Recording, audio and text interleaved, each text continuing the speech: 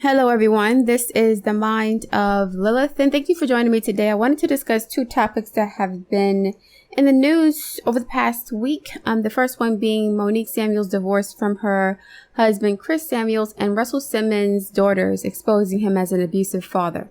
I'm going to start with Monique and Chris first. So last year, I started watching Love and Marriage DC, and this was the first time I saw these two people as a couple. I did not watch The Real Housewives of Potomac, so I was not familiar with their dynamic or their relationship. But after watching the first episode of Love and Marriage DC, I stated that this marriage, in my opinion, I believe that this marriage would not last much longer than a year, especially with the transits of Saturn and Uranus aspecting Chris's personal planets. Chris is a Leo and Monique is a Libra. But even without astrology, I could see that this relationship was not going to last because of a few things. First, I noticed that everything that Chris did triggered and annoyed Monique more than she wanted to. She was fighting hard to manage her frustration, her resentment, and her dissatisfaction with Chris and the marriage. And people were saying that Chris was emotionally and financially controlling and abusive towards Monique at the beginning of their marriage. And Monique, during this time, could have lost herself, which again may have been the case. But after watching a few of their scenes together, I said that Monique reminded me of dry bones. She was cold, hard, this dry energy that wasn't warm or nurturing towards anyone, including Chris. From what I saw on the show, Monique looked like she outgrew the relationship. She had gotten everything that she came for out of it, and she was ready to move on. But a part of her didn't want to feel that way because it meant breaking up her family. She looked like she was fighting herself as she was trying to find herself in this marriage. I think she played a role to get Chris in the first place or to attract him. And she's pretty much outgrown this character that she played to attract him in the first place because she's coming to her own as a woman. And that's why it's always important to show up authentically in any relationship, because after a while, the mask gets suffocating. Before Monique married Chris, she may have idealized the money and the lifestyle that he had to offer. I mean, she is a Libra, right? And that's what a lot of them like. But I think once she got those things, and she experienced them for a long time, she became bored and disillusioned with them, as many people do when they get everything that they want, especially if they lied or they were deceptive to get it. When people attain financial success and security and stability, they have the time to think about what they really want to do with themselves, what they really want in life, their goals and their aspirations and their deepest dreams that they may not have been able to afford to pursue before they got with this rich person. So Monique had time to find herself and to learn new things. And she seems to be a more worldly, more curious, more free spirit than Chris. But being broke and free spirited is a challenge for anyone. So I think that she sacrificed or compromised her identity to fit into the mold that Chris wanted or was looking for in a wife. As a mother, housekeeper, his confidant, his best friend. The money was there, but energetically, they're not compatible. Even culturally, they're not compatible. Chris is a Southern traditional boy from some state down south. And Monique, I think, grew up in Jersey. She's a city girl. He's a country boy. She tried to be like this, the Stepford wife in a sense, and I think she did her best. I think she honestly did her best. And she was fighting really hard. But Saturn is going retrograde in Aquarius, which will be opposing Chris's sun. And that will be the seventh house from the sun. This usually indicates some sort of divorce or separation from the spouse. And Uranus is also squaring his sun sign, which again indicates divorce or separation, change in homes and career and family and so on. So he's going through a lot also. I think that both of them, but especially Monique, it's like she couldn't deal with it anymore. Like with Saturn transits, you will suffer to the point where you can't bear it anymore. I think that by the time they went on Love and Marriage DC, the marriage was already done. It was over with. It was over with at least 2 or 3 years ago. Like, Monique treated Chris as if he was just unbearable to live with. And it wasn't because of anything he was doing per se.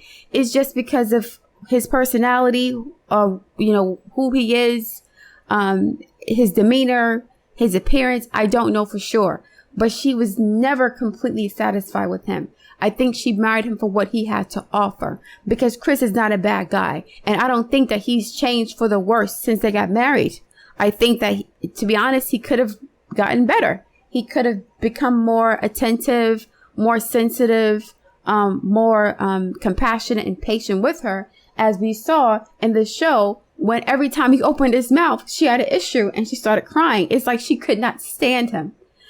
And again, it wasn't because of anything he did. It's just him, right? Or it was her. She was never compatible with him. She just wanted what he had to offer. And at some point, she outgrew that relationship, or she outgrew that phase of her life where she was enamored with the things that money can buy, and the lifestyle and the prestige of being married to a famous, or wealthy football player. She did the mommy thing. She did the wife thing. That's never who she really was. She just did it because that's what she had to do to get with Chris, who had resources, who was a black man, who was, in love with her. He was still in love with her, I think, even with the show. He kept trying to console her and make her feel better about things that he had absolutely nothing to do with. He was taking responsibility for her feelings that were based off of things that were in her head. And it had nothing to do with him. He didn't do anything wrong from what I saw. Right? She just seemed to be just completely unhappy with her life. No matter what he said, no matter what he did, no matter how many opportunities he, gave her, or no matter how much freedom he gave her, it wasn't about him. He gave her the freedom to pursue a career. She was going back to school, I think. She was traveling, learning new things. She started doing her podcast, or she was a radio host or whatever. He never held her back from what I saw. Right? Or if he did in the beginning of the marriage, he started to loosen up some of the reins towards the end of the marriage and gave her more freedom. But by then she was already checked out. And again, it wasn't because of him. I don't think that he stimulates her intellectually. I don't think that he stimulates her as far as culturally or even physically, in my opinion. I don't even think that Chris is her type physically, to be honest. And again, Chris is not a bad looking guy. He's a big dude. But I don't think that, she's even attracted to him like that, or she just did what she had to do to get what she wanted. Right? And there's something manipulative about that. But a lot of women do this, and a lot of men do it too. That's why I never really get jealous about people who are married or so-called happily married, because most times in these relationships, not all the time, but a lot of time, there's fuckery going on. Somebody's lying. Someone's not being honest about who they are, about what they want, about how they feel. It's just so complicated for no reason. But again, when you have resources like Chris, you become a target, for women who want what you have, and not you per se, right? I love what you have more than I love you. So it was conditional love. And again, I think she tried her best to fall in love with him. I really think she did. But again, with the transits of Saturn, it became unbearable. The lying and the lack of fulfillment became unbearable to deal with. It was unbearable. And she really wanted things to be different. I think both of them did, but it just didn't work out. They were never compatible. They were never equally yoked in that way. So I am both happy and sad that they're getting a divorce. I'm happy because, again, I would not want to live in a situation where someone resented me or disliked me as much as Monique despised and resented Chris. That's torture for someone. That's just emotional, psychological abuse and torture. I would not want to live like that. And I don't think that Monique was inflicting harm on Chris on purpose. I just think that she was so done with everything, and she was trying to fight herself and trying to fight those deepest feelings of just a lack of fulfillment in the relationship, because she wanted to keep her family together, as we all do. She didn't have 3 babies to not raise them with 2 parents. Like, she tried. It was like 10 years. 10, 11 years of marriage. So they both put in their best effort. I think they did the best they could to stay together for as long as possible. But again, it's sad because there's a broken family, another broken Black family. That's a statistic, right? It is hard for Black women and Black men to stay together for the long haul these days. And I don't even see Chris as being a cheater. Chris is not even cheating on Monique. I don't think he is anyway. He's not physically abusive. I didn't see him as being verbally abusive. Even when Monique was triggering him, he tried to be patient and accommodating and consoled her at times. I was laughing at the way he picked her up one day. Anyway, he tried to console her with his big self, right? He was very gentle with her, even when she was being a bitch. So I don't think he was abusive to her. I think that she was more abusive to him towards the end of the relationship than he was to her. So you have this man who'll be considered a high value, good man, right? He had a professional football career. He's worth millions of dollars. He's not a cheater. He's attractive. He's healthy. He's compassionate, warm, all this stuff. He's not perfect. No man or woman is perfect. And yet a woman is still divorcing him because she's not happy with the marriage for reasons that have nothing to do with him per se. It's just the fact that they were incompatible. So what is the issue in these marriages? Is it the fact that we have unrealistic expectations, or we're getting married to people that we're not compatible with in the first place? What is the bigger issue? Why are there so many divorces in the Black community between, women and men who seem to be equally yoked, who are attractive, who are intelligent, who have resources? What's the problem? Why can't we work these things out, right? So anyway, now on to Russell Simmons. A few years ago, I watched a documentary called On the Record, which basically painted a high resolution picture of the music industry, in particular the hip hop industry, focusing on Def Jam Records. Drew Dixon, who was an executive A&R for Def Jam Records and Arista Records, recounted her experiences with Russell Simmons and L.A. Reid. She accused Russell Simmons of rape after he invited her to his apartment to listen to an exclusive demo tape. He basically entrapped her, right?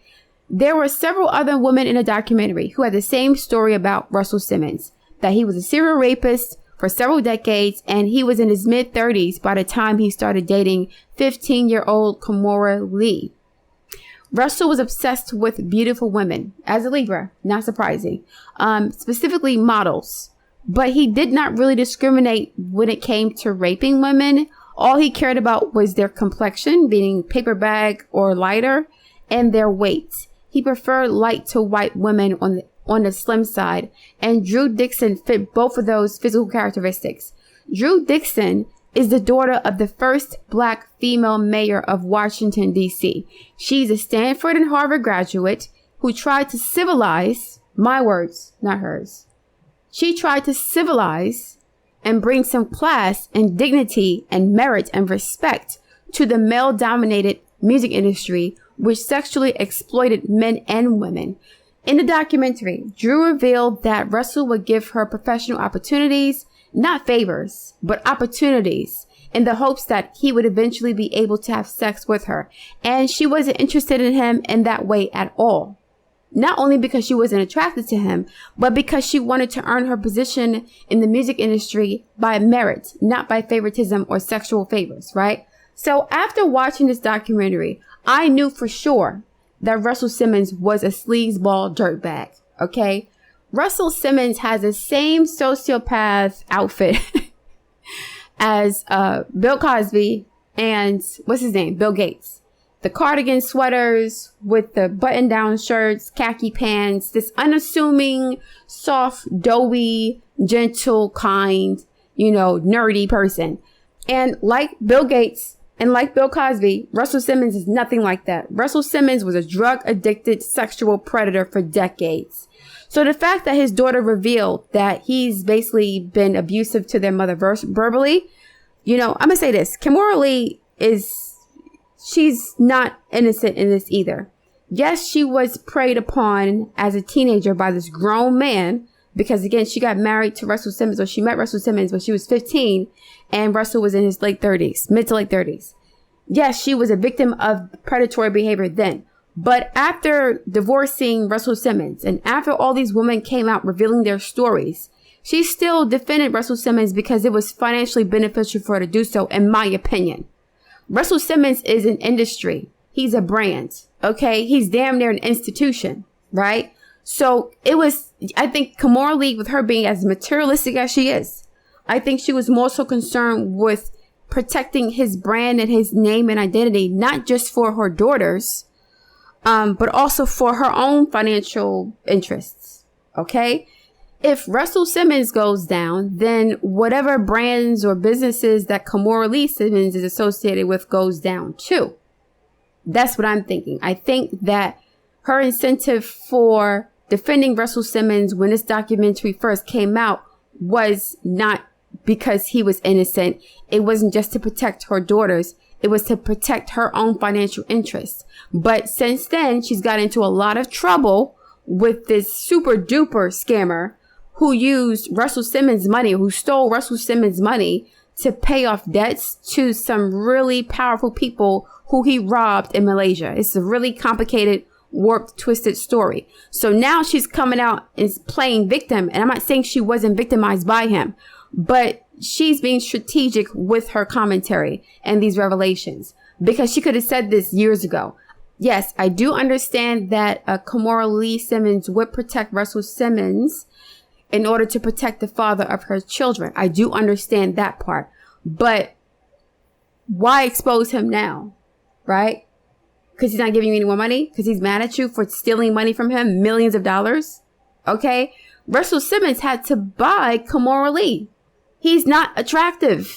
He's slimy. He's skeezy. He doesn't even have any hair. He has lots of money, but he's been a dirtball slime bag since before Kimora Lee was even born. He's been a predator since before his ex-wife was born. Okay? A predator, drug addict, all that stuff. A sociopath, all of it. Right? And I think at some point his wife found this out. But for me, from what I observed of Kimora Lee Simmons, she's very materialistic. And she was okay with ignoring all of those red flags as long as the bag was the bag. Russell Simmons was worth hundreds of millions of dollars when he sold Def Jam, and that was beneficial to her. They had Fat Farm, they had Baby Fat, they had the Rush Card, they had, started building businesses together, and she kept her last name because it was a part of his brand, right? Again, I'm not saying that she's wrong for defending her ex-husband to protect her children. However, when a documentary came out and these women who were prominent women, these were not bums, okay? Drew Dixon has pedigree. She wasn't some slum whore that was trying to get in the music industry by sleeping with executives and rappers to get to the top. She wasn't doing that. So it looked even worse when Kimora Lee defended Russell Simmons as if he was some upstanding man with all this going on around him. I'm sure he paid her or asked her to put out a statement on his behalf to protect her interest, her financial interest in his brand. And she did it. This is one of the reasons why men keep winning, because women do not know how to stay on code. There is no girl code among women. It's about what is best for me, right? As long as he's being good to me, I don't care how he dogs out and disrespects and mistreats another woman. I don't care. As long as I get the bag, as long as I get the wedding ring, as long as I get the status of being a wife, does not matter how he treats other women, as long as he's good to me. Okay? And this is why men like Russell Simmons and other predators can get away with attacking and hurting and harming and defiling and abusing women. It happens all the time at every socioeconomic level. Every level. From millionaires to billionaires to Pookie and Ray Ray on the fucking corner. Women fighting each other in the street over a man who ain't shit. Women feel more inclined to fight another woman for disrespecting her instead of the man who is disrespecting her enough to have her fighting another woman, right? That's why these men will keep winning, not because they're better than us or they're stronger than us, but they love themselves more than we do. Men love themselves more than women love themselves. So while I do feel bad for Kimora Lee for being preyed upon by Russell Simmons, I'm going to give her the side eye as far as this confession. I do believe Russell Simmons is a sociopath and a predator. That's not even a question. I did not need his daughter to talk about him ranting and raving with his fake teeth to believe that he's an abuser. This is par for the course. In the music industry, in the entertainment industry, the men who are the most crappiest, dirtiest, filthiest, most vile, abusive predators are the ones who are revered and exalted and rewarded in our society. Period. Russell Simmons is the epitome of hip hop culture. The way he treats women is the exact same way that these artists treat women. That's the message that's been propagated for the past 30 years because of men like Russell Simmons and L.A. Reid. That is why most of the people in the music industry and these music videos look the same. They look like the women that these color-struck black male executives want to have sex with and marry. Light-skinned, mixed biracial, Hispanic, whatever, right? Not too black, okay? And this was discussed in the documentary, not too black, right? These are the women that are put on a pedestal in our community by men like Russell Simmons, okay? You gotta be a drop-dead gorgeous model to be seen as attractive as a dark-skinned black woman, right? You can be whatever as a white woman. It is what it is. But a lot of these black male executives, from P. Diddy to Russell to L.A. Reid to Suge Knight, had a preference for women or showing women that did not look too dark, that didn't have kinky hair, that had a certain body type. It was what it was. So again, black men are responsible for destroying black music culture. Black men who are running these record labels and exploiting their female staff sexually through quid pro quo, sex for play. The women and men in the record industry have to sacrifice their bodies or offer their bodies up to these executives or to their bosses to get put on, to get a raise, a promotion, an interview, a job, or whatever. And that is why we have Cardi B as some sort of superstar rapper. And she's trash. Garbage. That's what I said. Okay? So no, I'm not surprised that Russell Simmons is a narcissistic, sociopathic predator. Not surprised at all. And, you know, Kimora Lee is only complaining about him now because the bag is dried up and he's mad at her. I don't think she would have said anything if he had not gotten upset with her about her new husband or her latest husband. I think they're estranged now, stealing millions of dollars from her ex-husband. Like, he hustled her bad. And it is what it is. So, you know, I don't feel bad. I don't feel sorry for anybody in this situation but the children. Okay, but Russell's daughters, they're very young. They're still impressionable. They're trying to find their way in the world. And to have this hanging over their head, it's not fair. That's effed up. But again, Russell Simmons is a dog. He's awful. He should be in jail for what he's done to all these women. He should be in jail. But he's being protected for some reason. He is being protected by some very powerful people. Because when I went to look for the documentary on YouTube, on the record, that's been unlisted for about 2 years now. And I go back and watch it periodically because it's a really, really good documentary. I couldn't find it anymore. So after this story broke with Russell Simmons and his daughter, the documentary about Russell was removed from YouTube. I don't know why they've done this. I don't know who is doing this, but he's being protected by some very powerful people because he's an institution. Just like Africa Bambaataa and George Clinton are being protected. Yeah, I said it. That's right. I said that. George Clinton and Africa Bambaataa are being protected. Just like Russell Simmons. Just like Dr. Dre. Just like P. Diddy. Just like the rest of these predators and wolves who have pretty much helped to destroy our community and our culture. All of them. Okay? But I'm going to leave it there. I look forward to reading your feedback. Please like, share, and subscribe. And I will speak to you soon.